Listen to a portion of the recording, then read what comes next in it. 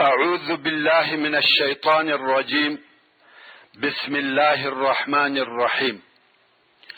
الحمد لله رب العالمين الرحمن الرحيم مالك يوم الدين، وصلوات الله وسلامه ورحماته وبركاته على صفوة عباده وخيرته من خلقه محمد عبده ورسوله، وعلى أهل بيته الطاهرين وصحابته أجمعين، ومن تبعهم بإحسان إلى يوم الدين.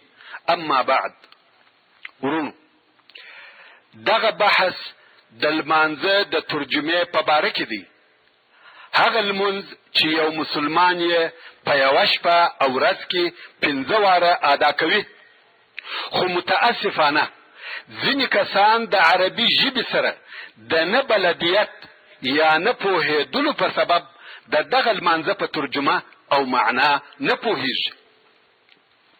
نو ما د خپلو پښتنو ورونو د خدمت لپاره او د دعا په امید دا قصد او عزم وکړي چې یو داسې مضمون ولیکم چې په هغه کې د لمانځه فضائل، د لمانځه درجه او مقام، د لمانځه ځینې احکام او د لمانځه ترجمه موجوده وي. وما توفیقی الا بالله وهو السمیع العلیم. د مخه تر دې چې د لمانځه په ترجمه شروع وکم، اول به په اسلامي شریعت کې د لمانځه مقام او درجه بیان کم. ورونو، لمونځ د عقیدې ساتونکی دی، لمونځ عماد الدین دی، لمونځ د عباداتو سر دی، لمونځ د طاعاتو او عباداتو روښانه تندی دی. نو ځکه ابن القیم رحمه الله په خپل هغه کتاب کې چې د الصلات په نامه سره یادیږي وایي د مسلمانانو علما په دې کې هیڅ اختلاف نه لري چې په قصد سره د فرض لمانځه د پرېښولو ګناه تر ټولو ګناهو لو ګناه او اکبر الکبائر ده. په قصد سره د فرض لمانځه پرېښول تر قتل، تر زنا، تر غلا، د شرابو تر چښلو، د حرام مال تر خوړلو ډېره او زیاته ګناه لري.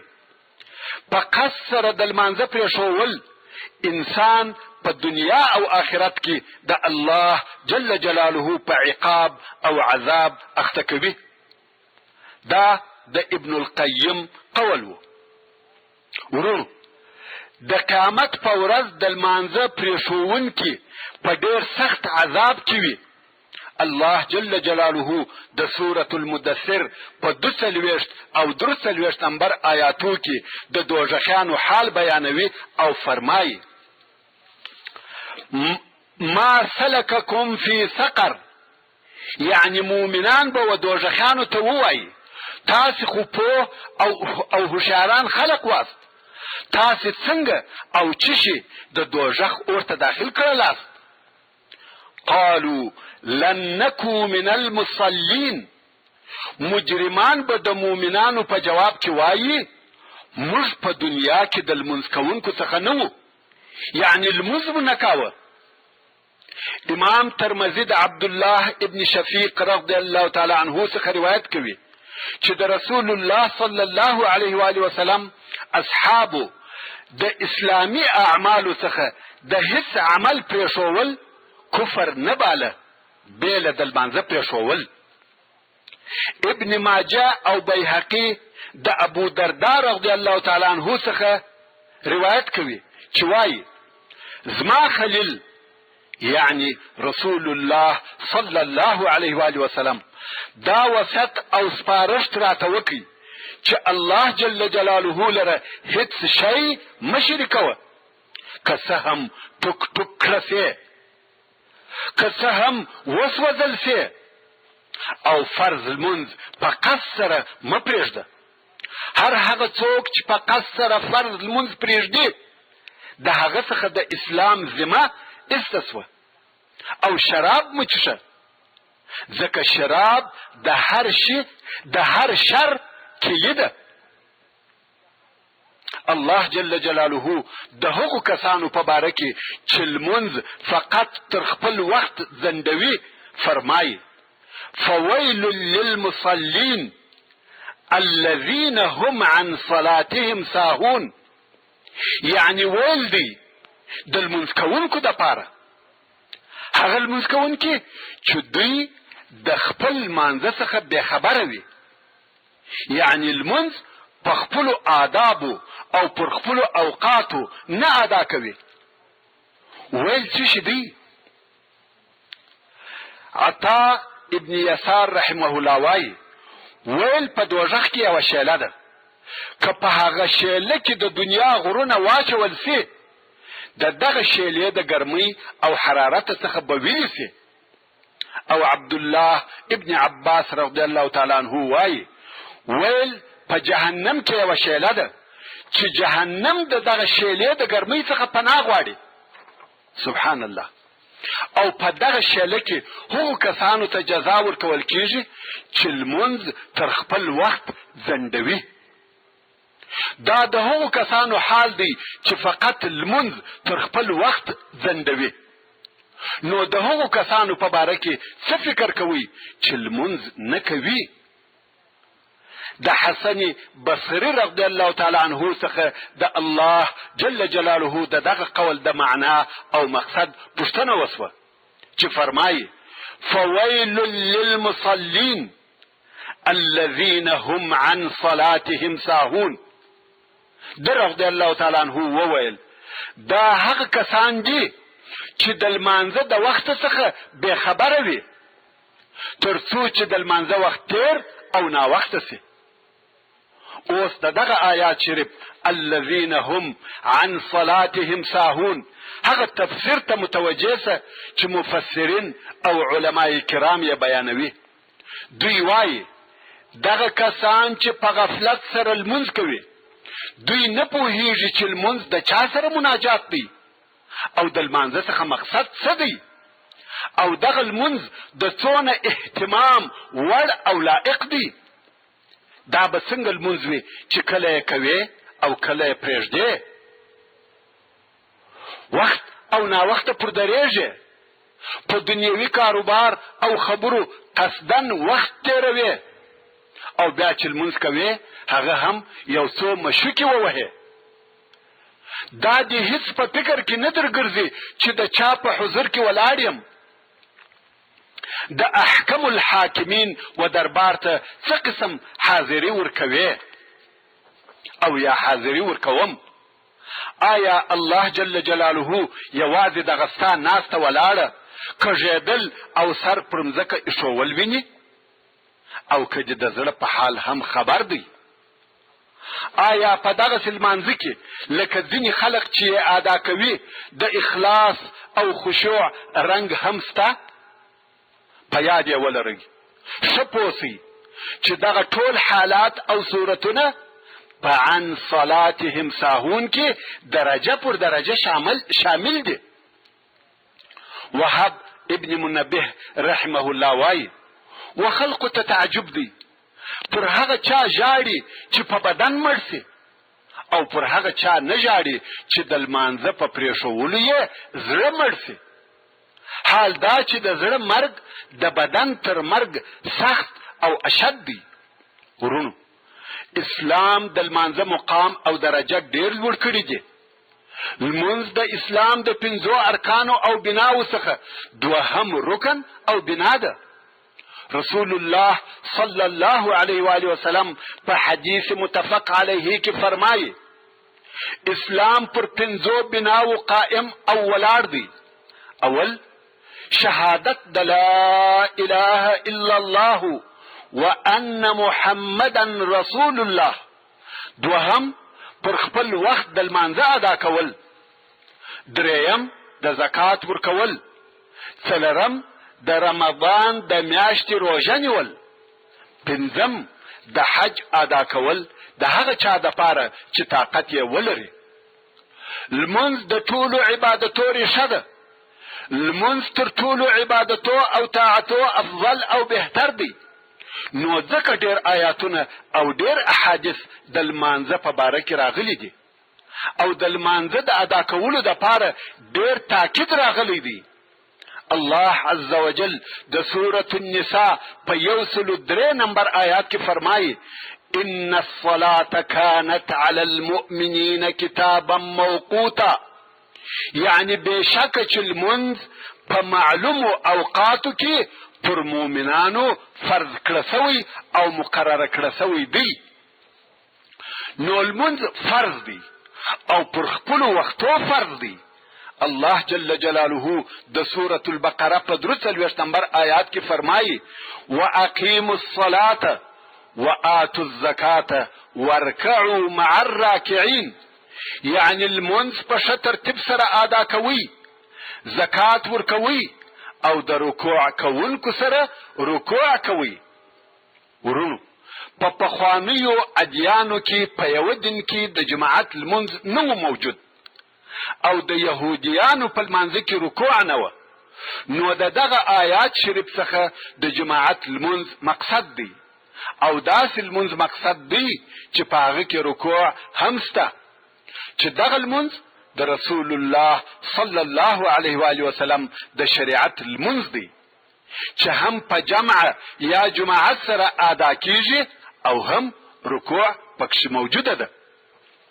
الله عز وجل د سورة البقره په 238 نمبر آیات کې فرمایي حافظوا على الصلوات والصلاة الوسطى وقوموا لله قانتين، یعنی تاسو د ټول المنځو ساتنه کوي، ټول منځونه ادا کوي، خاصتا منځنی لمونځ چې د مازدیګر لمونځ دی، او ودرېږئ تاسې و الله جل جلاله ته بیریدونکي په ادب سره.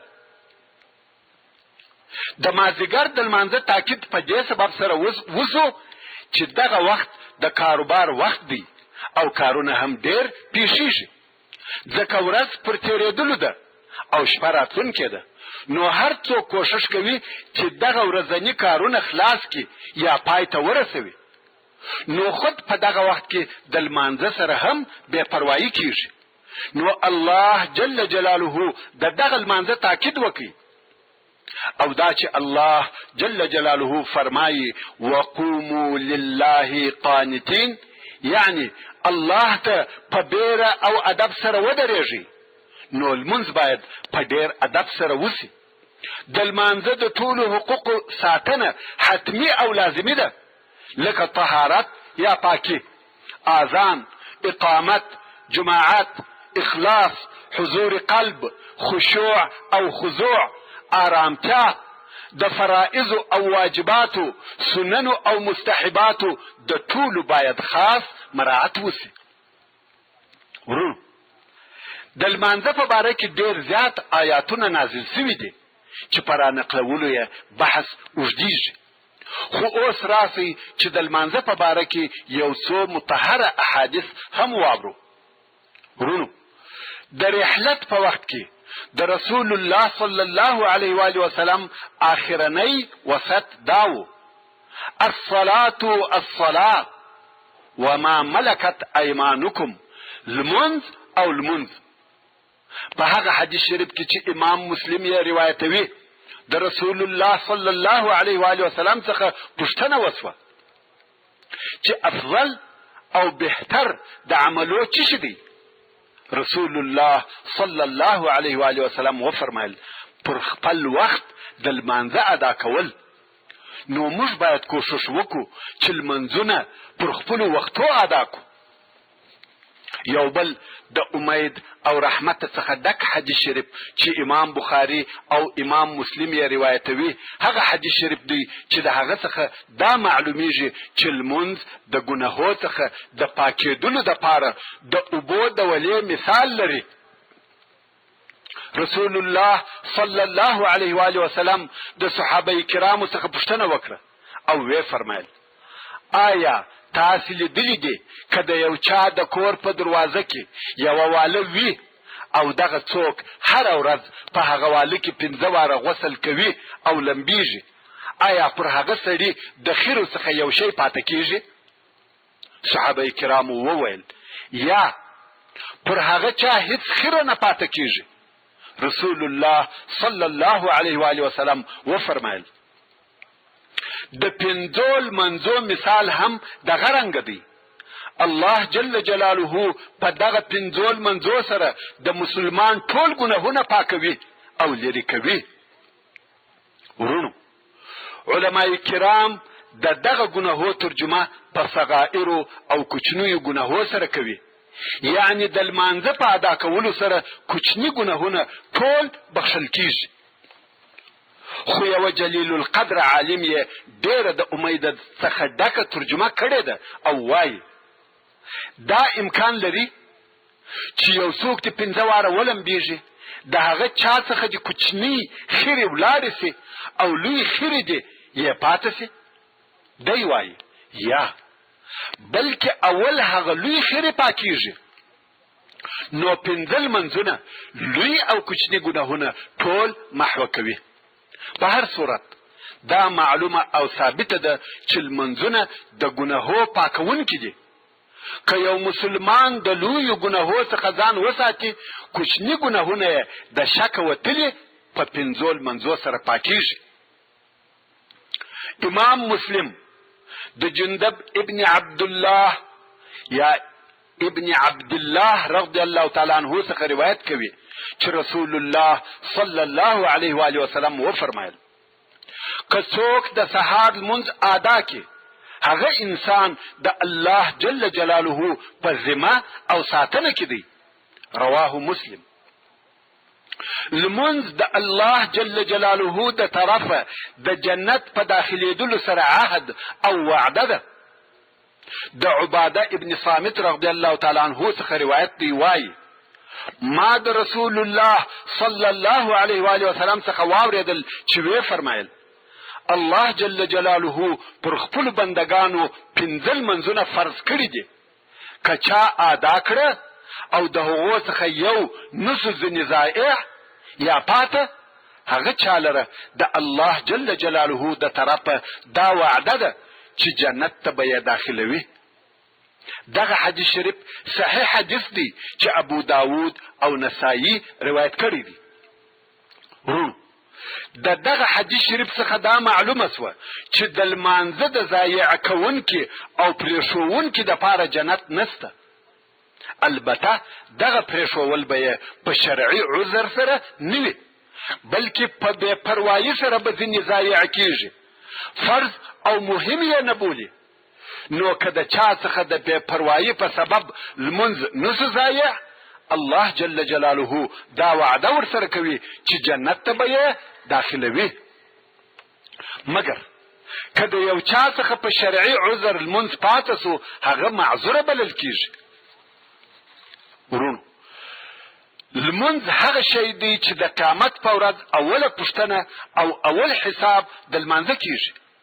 د عبد الله ابن قرط رضی الله تعالی عنہ څخه روایت دی چې رسول الله صلی الله علیه و آله وسلم و فرمایل اول هغه شی چې د قیامت په ورځ حساب کیږي هغه لمونځ دی. که یې د لمانځه حساب پوره او صحیح سو، نور یې ټول عملونه صحیح کیږي، او که یې د لمانځه حساب فاسد او خراب سو، نور ټول عملونه فاسد او خرابیږي. رواه طبرانی. امام بخاری، امام احمد، نسائی او ابن ماجه روایت کوي چې رسول الله صلی الله علیه و آله وسلم و فرمایل اول هغه شی چې د بنده سره حساب کیږي هغه لمونځ دی، او اول هغه شی چې د خلقو په مابین کې قضاوت کیږي هغه وینې دي، یعنی د یو چا وجل یا زخمی کول. نو هغه څوک چې لمونځ پرېږدي، سبا چې د خپل رب عز وجل په حضور کې ودرېږي او اول د لمانځه پوښتنه درڅخه وکړي، څه به ورته وایې؟ کم وخت چې ته د لمانځه په حساب کې ناکامه سې، آیا هغه نور پاته عمل دی که څه هم ښه عمل وي درڅخه قبول به سي؟ شاعر وایي روز محشر که جان گداز بود، اولین پرسشی نماز بود. پس مکن در نمازها تقصیر، تا در آن روز باشدت توقیر. ای هغه څوک چې د الله جل جلاله حق دې ضایع کړی دی.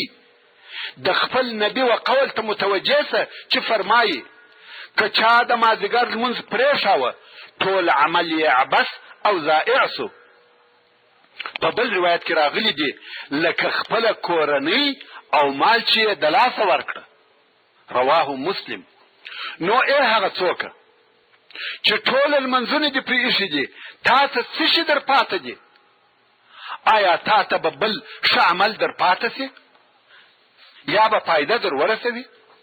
ای هغه څوکه چې د الله جل جلاله حق ضایع کوي، بیا دې هم د خپل نبی په هغه قول کې فکر وکړه چې یوازې د جمعې لمنځنې پاته وي.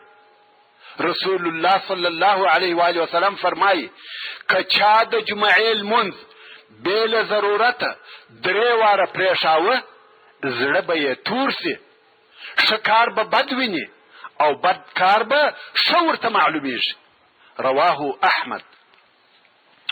د مصور ابن مخرمه رضی الله تعالی عنه څخه روایت دی، وایي پس له هغه څخه چې عمر رضی الله تعالی عنه په خنجر ووهل سو، نو زه د ده رضی الله تعالی عنه کور ته د پوښتنې لپاره ورغلم او دی رضی الله تعالی عنه تر شړۍ لاندې ډوب پروت و.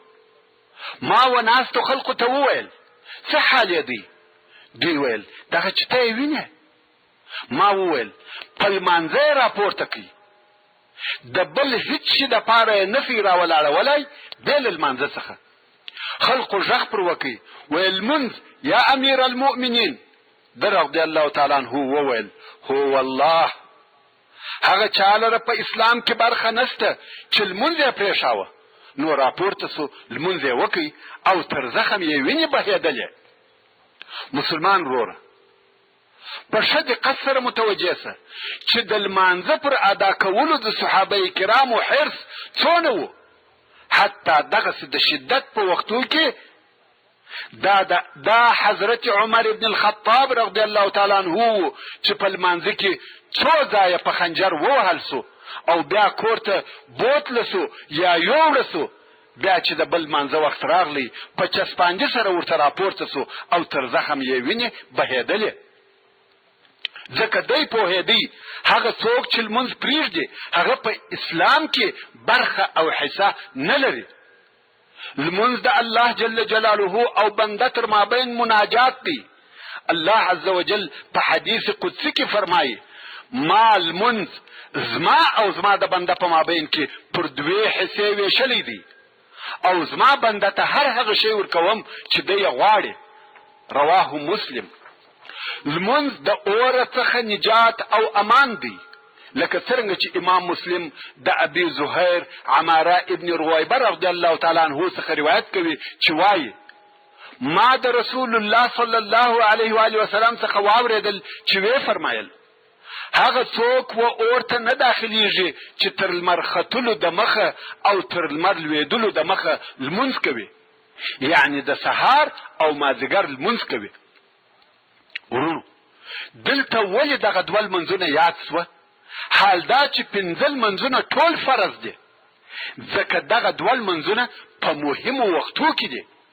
د سهار وخت د خوب وخت دی او د مازدیګر وخت لکه د مخه چې وویل سوه د کار وخت دی.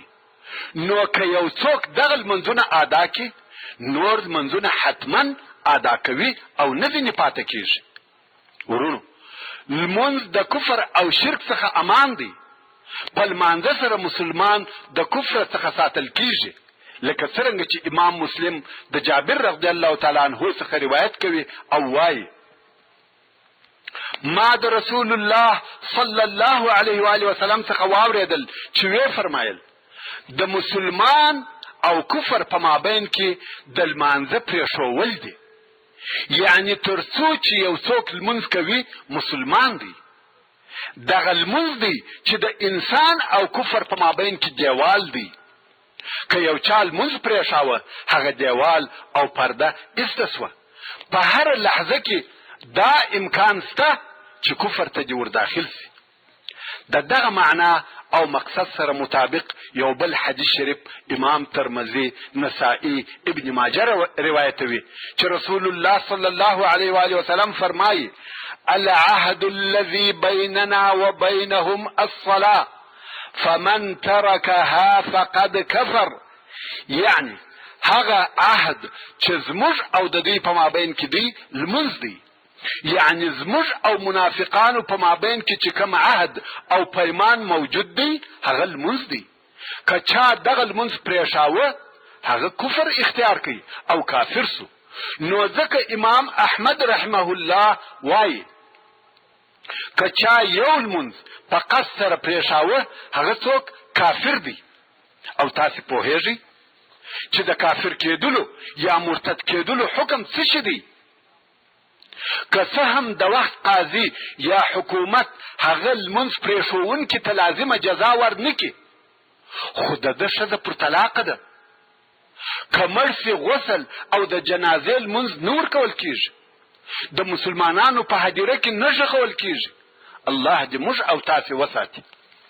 امام احمد د ابو ذر رضی الله تعالی عنه څخه روایت کوي، وایي د ژمي یا مني په موسم کې چې د درختو څخه بلګونه راتویدل، رسول الله صلی الله علیه و آله وسلم راووتی او د یوې درختې دوې شاخلې ونیولې. ابو ذر رضی الله تعالی عنه وایي د هغه شاخلو څخه بلګونه تویدل. نو رسول الله صلی الله علیه و آله وسلم راته وویل: یا ابا ذر. ما ویل: لبیک یا رسول الله.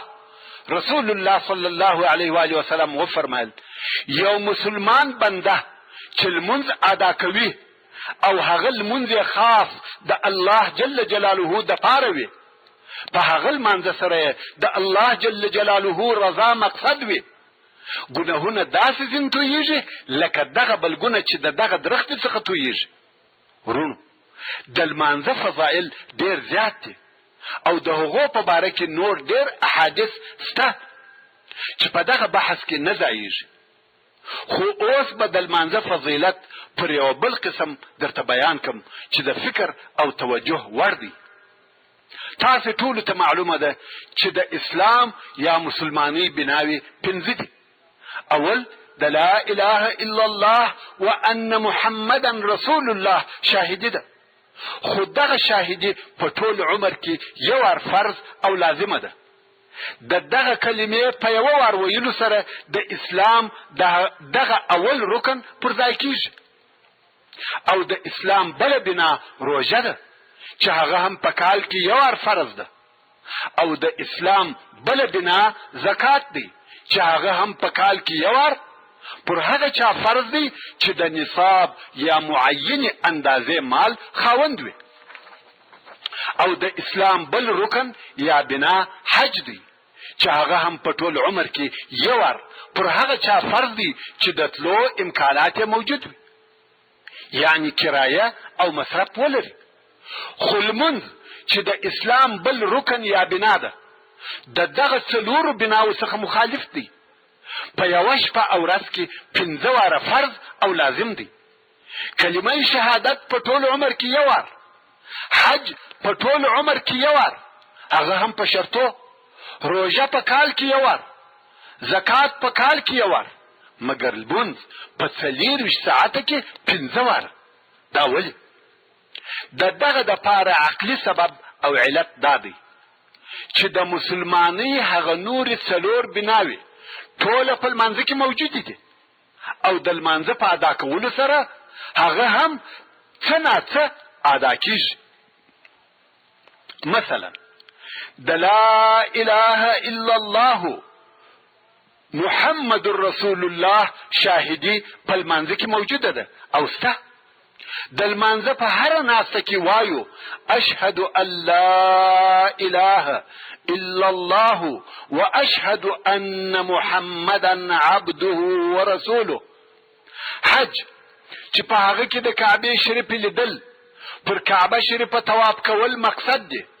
په لمانځه کې هم د کعبه شریف و طرف ته کامل درېدل شرط دی. که د مخ یا نور بدن یوې او بلې خواته ځینې واړاوه لمونځ نسو.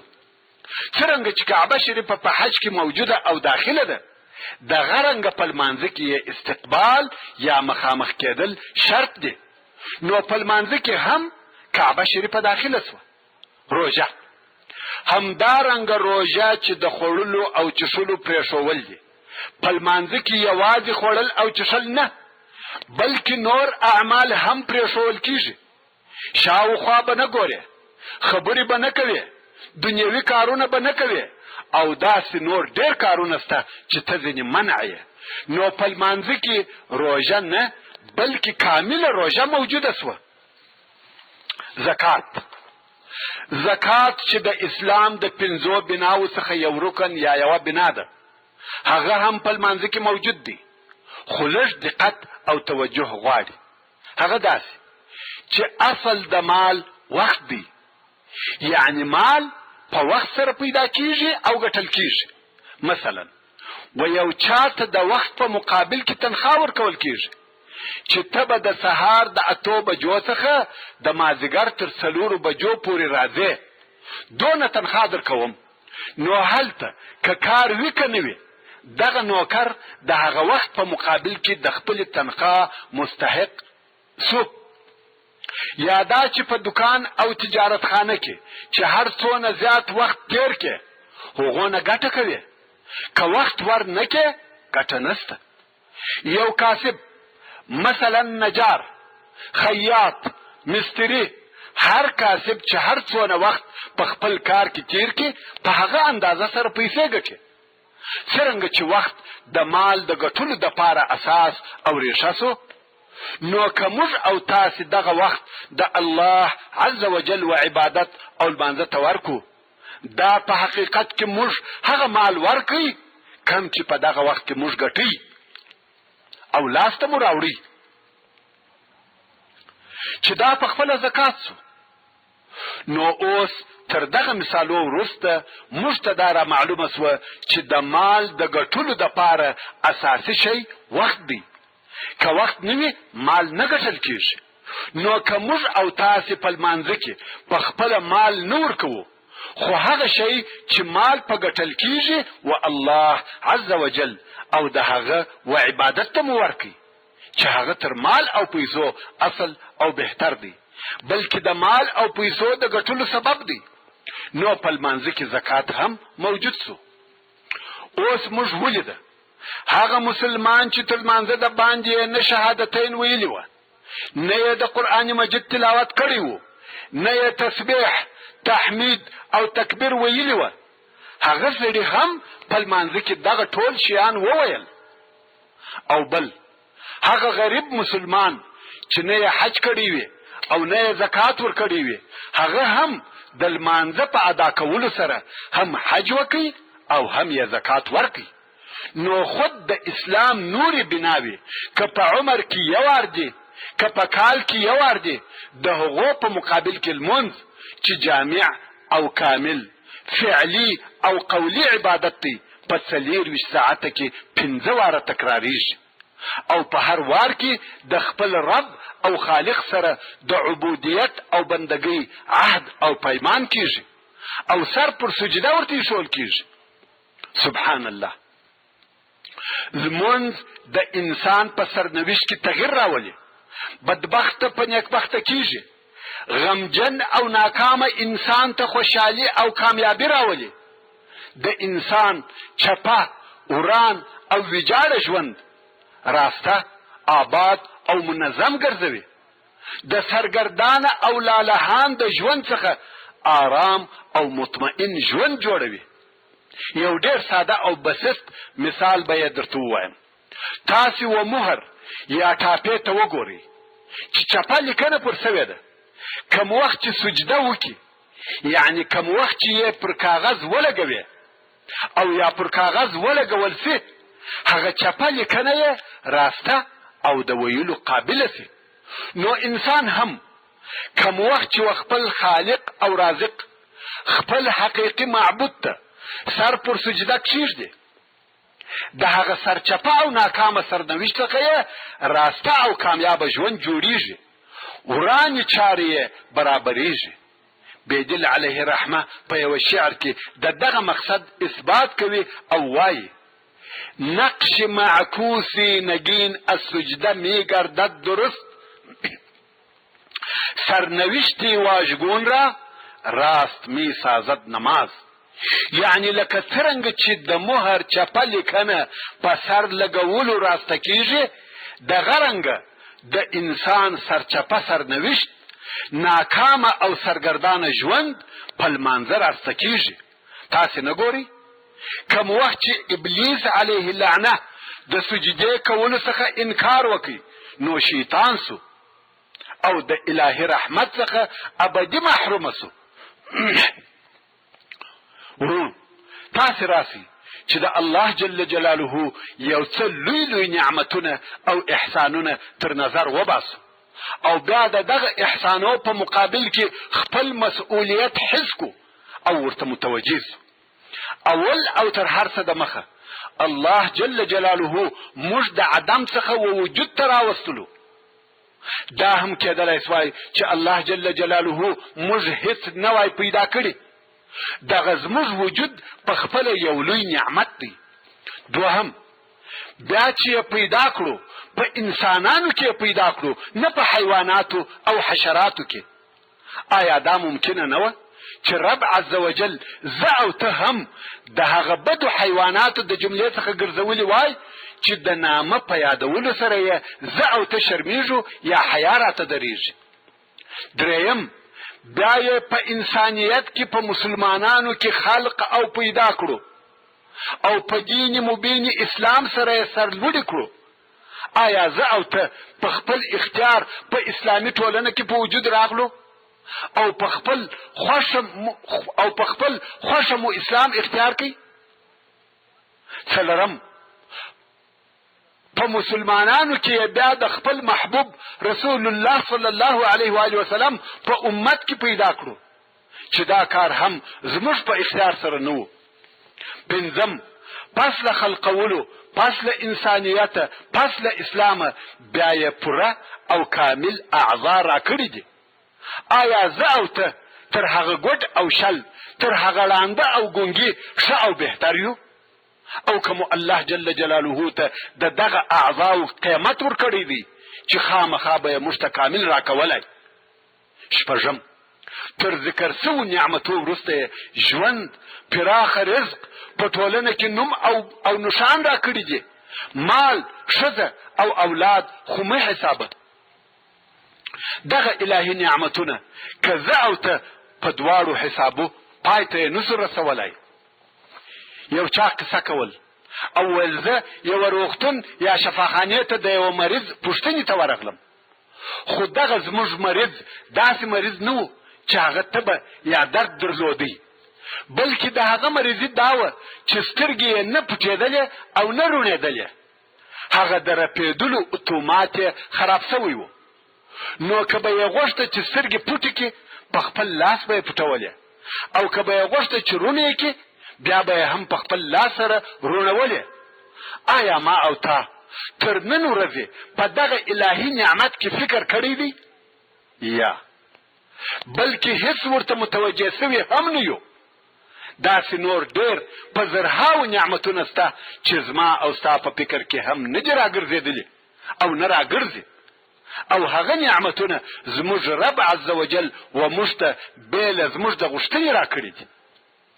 که زه اوس ځان او تا و دغسې نعمتو ته متوجه کوم، زموږ د بحث اصلي مقصد چې لمونځ دی راڅخه پاته کېږي. نو آیا موږ د دغه ډیرو او لویو نعمتو شکر نکو ادا او دغه خپل عظیم رب جل جلاله ته چې مالک یوم الدین دی په لمانځه سره سر پر سجده نه کښېږدو؟ حال دا چې دغه الله جل جلاله دغه زموږ د ټولو نعمتو راکوونکي په خپل کلام کې ډېر واره یا ډېر ځله او په مختلفو ځایو کې موږ د لمانځه په ادا کولو امر کړي یو.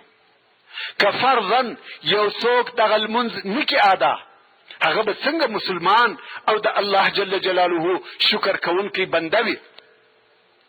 موږ چې د دنیا په کاروبار کې همیشه مصروف او سرګردانه یو، د دنیا ډېر کوچني کوچني کارونه په ډېر غور او دقت سره کوو. د هر کار سرپرستی او پالنه په خپله کوو. د زوی، ورور، مرزا او نوکر په لاس مو اطمینان نه حاصلیږي، مګر د لمانځه او عبادت هیڅ پروا ونه لرو. آیا دا به څنګه مسلماني وي؟ آیا دا وړ او مناسب ده چې د دنیا په کارو کې فهمیده او باخبره، پوه او هوښیار، چسپانده او چالاکه یو، مګر د جن په کارو کې بې علمه او غافله، لټ او بې پروا واوسو؟ اصلا لمونځ څه شی دی؟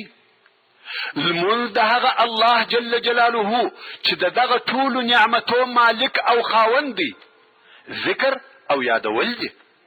الله جل جلاله د سورة طه په 14 نمبر آیات کې فرمایي واقم الصلاة لذکری، یعنی زما د یاد د پاره لمونځ ادا کوه. نو لمونځ د الله جل جلاله یوه قصه ده. وای یو نفر و چې په یوه شپه کې به یې ټول قرآن مجید ختماوه. نو یو صالح سړي ورته وویل نن شپه ته داسې فکر وکړه چې دغه قرآن مجید و خپل پلار ته تېروې. هغه نفر هم په دغه شپه په دغه فکر قرآن مجید وایه. سهار یې پوښتنه ځینې وکړه چې برایي دې څونه ووایه؟ سړي ویل نیم. دا هغه څوک و چې پخوا یې ټول قرآن مجید په یوه شپه ختماوه، خو په دغه شپه نیم سو. هغه صالح سړي ورته وویل نن شپه بیا ته داسې فکر وکړه چې فلاني عالم ته یې تېروې. په هغه شپه یې څلورمه حصه ووایه. درجه پر درجه لوړېدی. ویل نن شپه ته داسې فکر وکړه چې رسول الله صلی الله علیه و وسلم ته یې تېروې. هغه چاته یې تېروې چې پر هغه نازل شوی دی. په هغه ټوله شپه یې یوه سپاره ووایه. او په آخره شپه یې ورته وویل نن شپه داسې فکر وکړه چې الله جل جلاله ته یې تېروې. خو په دغه شپه کې د سورة الفاتحه تر ایاک نعبد و ایاک نستعین نسو تېر، ځکه خطاب یا خبرې د الله جل جلاله سره وې او خپل رب ته دغه ویل خاص ستا عبادت کوو او خاص تا څخه مدد غواړو. دغه آیات په تکرارولو سره پر سهار سو. نو ورونو زموږ سره هم باید په لمانځه کې دغه فکر را سره وي چې موږ د چا و حضور ته ولاړ یو، څه ورته وایو او څه شي ځینې غواړو. دغه مقصد د حاصلولو دپاره د لمانځه په ترجمه پوهېدل حتمي او ضروري دي چې همدغه بحث د دغه مقصد دپاره لیکل سوی دی. اوس چې دا را معلومه سوه چې لمونځ د اسلام دوهمه او ډېره مهمه بنا ده. لمونځ د انسان او مسلمان په ژوند کې حتمي او ضروري عمل دی. لمونځ په طاعتو او عبادتو کې کامل او جامع عبادت دی. حتی په لمانځه سره د مسلمان او کافر فرق کیږي. نو دغه لمونځ مو باید زده هم وي، فقط د عادت پر ډول نسي ادا. تاسې پوهېږئ چې لمونځ د ځان دپاره شرطونه، رکنونه، فرائض او واجبات، سنن او مستحبات لري. که لمونځ په خپلو شرایطو او فرائضو سره پوره نسي ادا، هغه لمونځ عبث او بېهوده دی. هغه لمونځ نه دی بلکې ځینې حرکتونه دي.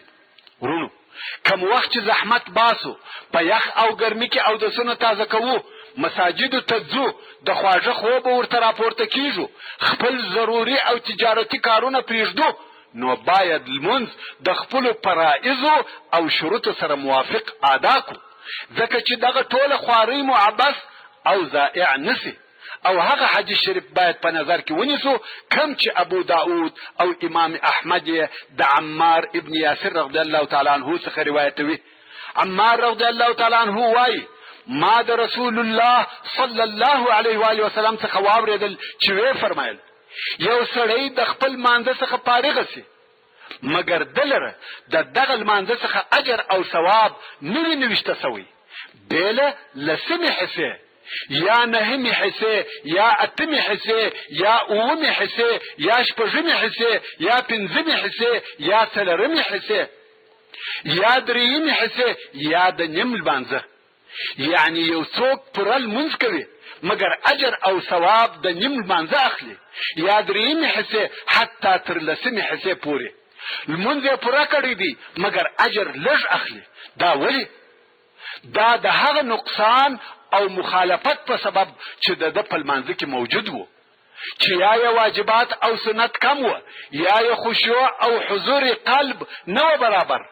محترم ورونو، زموږ په دغه اوسنی بحث کې د لمانځه د ترجمې زده کړه مقصد ده، خو تر هغه د مخه دا لازمه او ضروري ده چې په کوتاه او مختصر ډول سره د لمانځه ځینې احکام هم بیان سي. هغه دا چې لمونځ شرطونه او رکنونه لري. شرط و هغه کار ته ویل کیږي چې تر لمانځه د مخه باید پر ځای او عملي سي، او رکن و هغه څه ته ویل کیږي چې د نن په لمانځه کې باید حتمي او ضروري وسي. شرطونه او رکنونه دواړه فرض دي. که د شرطو یا رکنو څخه یو شرط یا یو رکن پاتې سي، لمونځ نه صحیح کیږي. څرنګه چې شرطونه باید د مخه تر لمانځه پر ځای سي او بیا په لمانځه شروع وسي، نو اول به د لمانځه شرطونه درته بیان کړم. د لمانځه اول شرط دا دی چې لمونځ کوونکی باید د بې اودسۍ او جنابت څخه پاک وي. بې اودسي د اودس په تازه کولو سره ایسته کیږي او جنابت په غسل کولو سره ایسته کیږي. په اوداسي کې 4 شیان فرض دي. اول د پوره مخ پریولل، دوهم د ګوتو د سرو څخه بیا تر څنګلو پورې د لاسو پریولل چې څنګلې هم په پریوللو کې داخلي دي. دریم د سر مسح، د سر د 4 حصې مسح کول فرض دي او د ټوله سر مسح سنت ده. 4 د ګوتو د سرو څخه لطفا فتا واړوه.